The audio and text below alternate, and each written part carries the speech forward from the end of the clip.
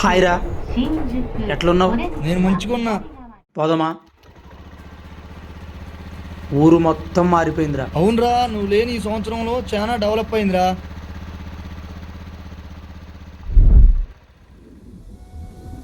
మీ బతుకులు చెడ. కడుపుకు అన్నం తింటున్నావా, పెంట తింటున్నావా? తెలంగాణ వచ్చి 10 ఏళ్ళైనా మా అప్పు తీర్చాలని తెలియదారా? తెలంగాణ గిన్నిచ్చినా మీ బతుకులు మారవారా?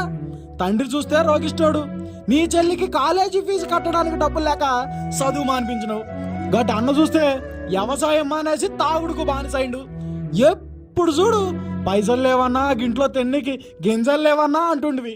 తెలంగాణ గిన్నిచ్చినా మీ బతుకులు మాత్రం మారవారా? మీ బతుకులు చెడా. ఏమిచ్చిందయ్యా తెలంగాణ? పంట పొలాలకు నీళ్ళు ఇచ్చిందా? రైతులను ఆదుకుందా? ఆత్మహత్య చేసుకున్న రైతులు ఎంతమందో తెలుసా? తిండి లేక చచ్చిపోతున్న పేదవాళ్ళు ఎంతమందో తెలుసా? తాటాకిళ్లలో ఉంటున్న పేదవాళ్ళు ఎంతమందో తెలుసా? అసలు 10 సంవత్సరాలు తెలంగాణ విడిపోయిన తర్వాత ఏం సాధించారయ్యా? తెలంగాణ బంగారు తెలంగాణ అని చెప్పి ఎంతమంది రాజకీయ నాయకులు ఎన్నిసార్లు ముఖ్యమంత్రి అయినా తెలంగాణ ప్రజల బతుకు మాత్రం మారదు. మన బతుకు మారాలంటే విదేశాలకు వెళ్ళి మనమే వలస కార్మికులుగా బతకాలి. నా కుటుంబాన్ని పేదరికం నుంచి బయటికి తీసుకొచ్చే వరకు ఈ తెలంగాణ గడ్డ మీద అడుగు పెట్టనంటే పెట్టను. ఇది నా ఛాలెంజ్. రే, ఎక్కడికి తీసుకొచ్చావురా? మా ఇంటికి తీసుకెళ్ళమంటే. ఇప్పుడు ఇదేరా మీ ఇల్లు. ఇది మా ఇల్లా? దీనికి అద్దె గట్ట నీకు మా ఊళ్ళో ఎంత ఇబ్బంది పడుతున్నారు. బాబాయ్ తేజ, శ్రీను, వదినా. శ్రీను ఎలా ఉన్నావు? శ్రీను బాగున్నా వదినా. అన్నయ్య బాగున్నావా చెల్లి? బాగున్నా అన్నయ్య. అన్నయ్య ఇంకా ముందు మానలేదా? ముందు ఎప్పుడో మానేశారు తమ్ముడు. మానేసి ప్రశాంతంగా వ్యవసాయం చేసుకున్నాను. బాగున్నావా అన్నయ్య? బాగుందని తమ్ముడు, పద లోపలికి వెళ్ళి మాట్లాడుకుందాం. అన్నయ్య, నాన్న ఎక్కడా?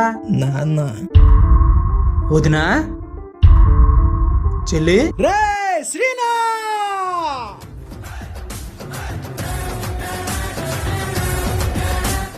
నాన్న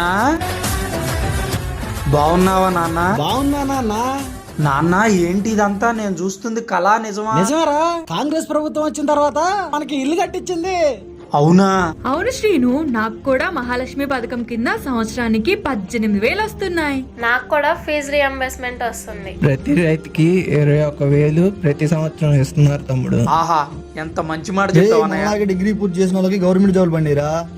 ఆహా, అవును బాబాయ్, నేను కూడా స్కూల్ కి వెళ్తున్నా. ఇవన్నీ జరుగుతాయని తెలుసుంటే ఈ తెలంగాణ వదిలిపెట్టి పోయేటోనే కాదు. Thanks to Congress government.